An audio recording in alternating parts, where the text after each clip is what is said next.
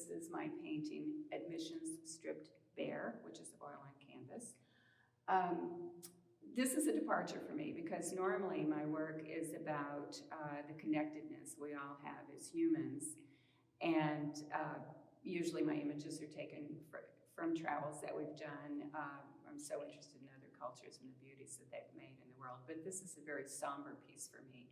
My dad was in World War II, and that always affected his life. And my husband and I have been to a lot of the places where he was during the war, and also other historical sites from World War II. So this is a room at the Gestapo prison north of Prague in Terezín, the Czech Republic. And I named it Admission Strip Bare because that's literally what it is. All the buildings there, we were free to roam about and explore them on our own. So I took a lot of photographs, as I always do when we're traveling. And when I took the first photograph, I knew I had to paint this, even though it's a very intense subject. I feel I owe it to them, to those who suffered there, and to honor them for it and present this in a way that, in hopes of that such atrocities would never happen again.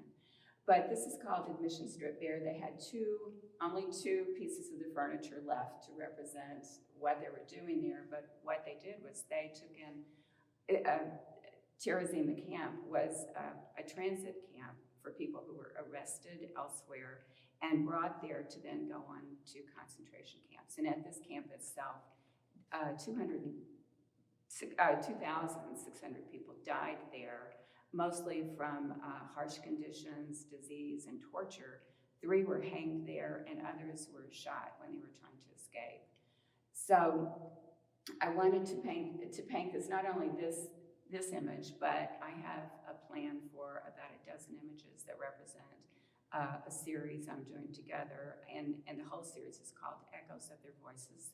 The first one I did was a 6 feet wide painting, also named Echoes of Their Voices, which is of what's called a mass cell that held 600 people at one time, with barely room to move, with 1 sink and 1 toilet and 1 stove, as if they needed heater could get to it. But it's very moving to me. I also did another one of an interesting site that I saw of a huge round wooden tomb back in a niche, tub, that was in a niche where it had 2 shower heads over it, and I named that one Ethnic Cleansing. And I'm now starting on one called the White Room, which is a sick room there where inmates who were doctors took care of the other inmates. So I have about another 8 of those to do also, and I'd like to show them all together as a suite, hopefully in museums, art centers, or historical museums.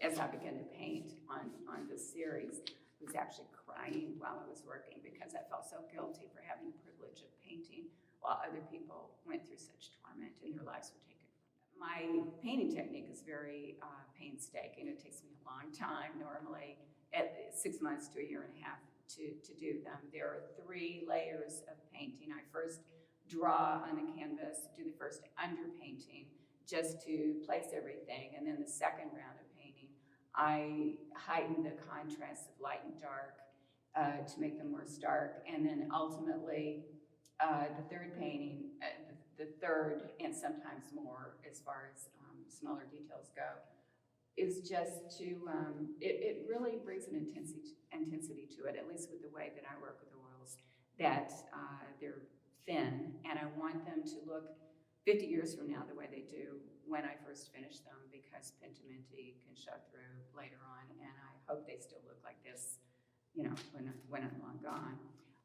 But I do work mostly from travels. I do mostly larger paintings than this, actually, and I always I'm always drawn to things that may seem like I'm just looking at architecture, but there's something in them that speaks to me that makes me want to paint them. And only after I'm working, I realize what it's about. All my paintings are like that. I never really know beforehand what they're about, but I know I'm really drawn psychologically to them, and I consider my paintings very spiritual. But I just paint them because I have to, and they always tell me something. grew up in a very small mid-southern town where there was no such thing as a real painting or a serious painting and culture. I never got to go to a museum until I was about 20 years old. There wasn't anything like that around us. But my grandmother especially and my dad encouraged me because I think they knew that I was meant to be an artist. And I knew by the time I was 5 years old that that's what I am, that's what I have to do the rest of my life, and there was just no question about it. So it's been a great adventure. It takes a while to become who you really are, and yet, as an artist, and yet you keep growing through the years. And I feel like I'm just getting to, even though I've had a lot of good things happen in my career, and I've done a lot of work with in our communities in St. Louis and Boston to help other artists also. But I was in charge of a Boston art auction called Artcetera to raise money for AIDS patients, and I donated a painting to that, which raised the most amount for one piece that had ever been raised in Artcetera's history. And we also raised $600,000, all of which went to AIDS patients, so I'm real proud of that. I was very active in the Artists Guild in St. Louis, and it's been a good life for me with art, and it's frustrating sometimes, but I can't imagine doing it